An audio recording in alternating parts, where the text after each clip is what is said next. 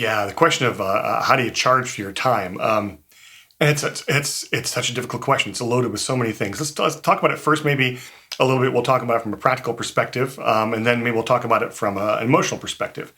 So, how do you charge for your time from a practical perspective? First of all, you got to do the math, and you got to figure out what do you need to charge. And the temptation to say, what do I need to charge to make as much or more?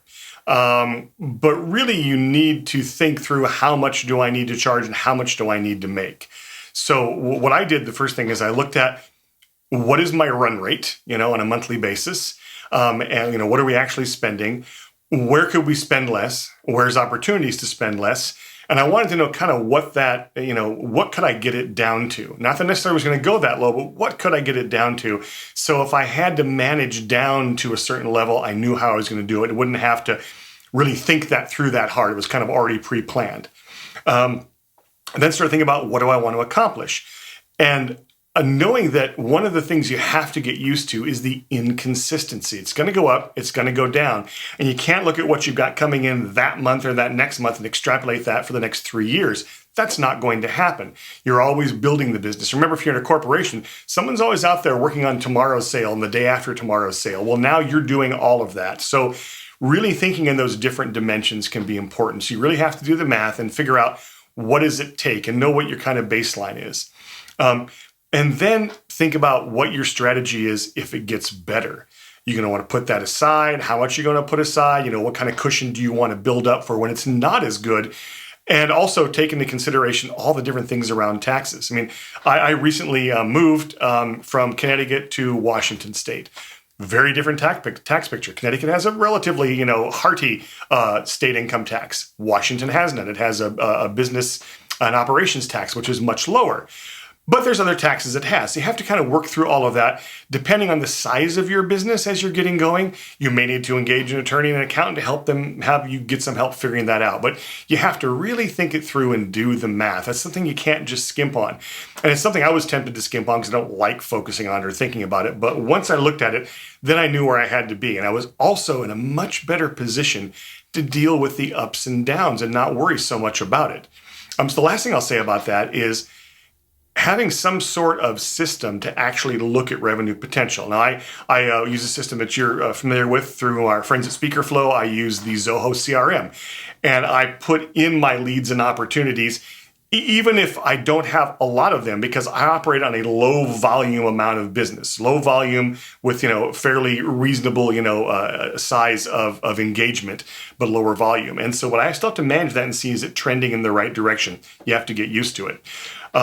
So that's really kind of, I think, how you go about understanding where you have to start is what you need. So how do you actually go about charging or deciding what you're going to charge? And that's really tough because there's two components. There's the financial and the emotional. How much would you like to make and want to make or need to make? And what do you think you're worth? What do you feel comfortable asking for? This is the biggest issue I find for most people in this space is, how do I ask for money? It feels so, I don't know, for some reason we've gotten out of the habit of actually talking about our value and our worth because we've been in a job, it's sort of set. You might get your 3%, more if you get your promo, whatever it is. Here, it can be very different. I have clients that pay different amounts of money. Now, you might think, well, gosh, if they find that out, you shouldn't share this in this series. They might listen to that and say, wait a minute, I want to pay the lowest. Well, the answer is going to be no, because for some of them, maybe it's the size of the organization or what they do or their ability to pay that I decide I want to work with them and I'm going to charge less. I'm going to work here and I'm going to charge more. All a fair rate, but I'm going to charge over that right rate is. So for me, what I really did is I looked at what was going on with the money I was making before, looked at where I'd like to be, realizing I wasn't going to be billing 40 hours a week. I'd be billing less. And generally I bill on a day basis, not an hourly basis. And then I also looked at what would the market bear? And so I reached out to people and said, look, you've been here a long time doing this really successfully. What do you charge? You're new to it. What do you charge? And the rates were all over the map. So at the end of the day, you kind of have to take your best guess and try something.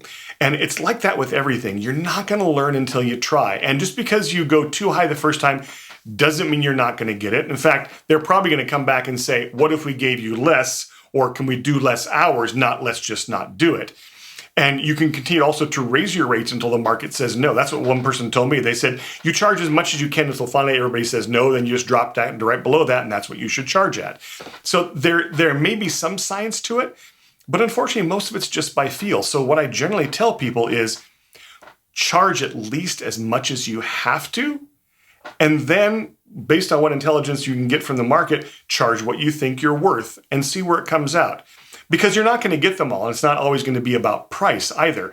But if you price yourself too low, it takes you a while to build up. You price yourself too high, you don't get as much work.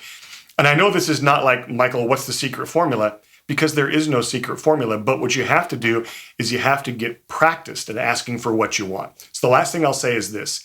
If you want to charge someone $5,000 a day for your work, that's great. What you need to practice is this, saying, well, how much do you charge? My rate's $5,000 a day.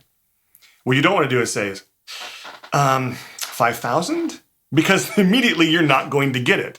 You want to be able to be just confident and straightforward. I charge $5,000 a day. Now that leaves room for them to say, ooh, that's a lot. You say, okay, well, let's talk about what you're getting for that.